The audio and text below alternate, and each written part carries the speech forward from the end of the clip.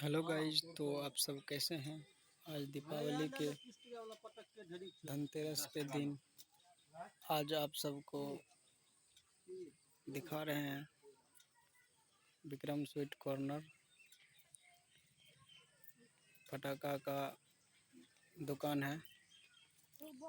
अगर आप सबको चाहिए तो ज़रूर आकर के ले सकते हैं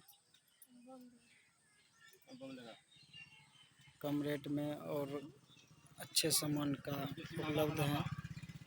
देख रहे हैं ये दुकानदार हैं, कस्टमर अभी ले रहे हैं सामान। तो गाइज आप सब बने रहें हमारे वीडियो में, सबको ऐसे ही वीडियो मिलता रहेगा।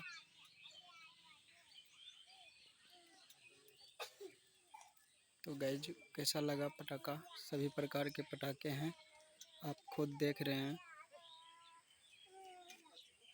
इधर रस्सी भी है गौ माता का, आप सब देखें।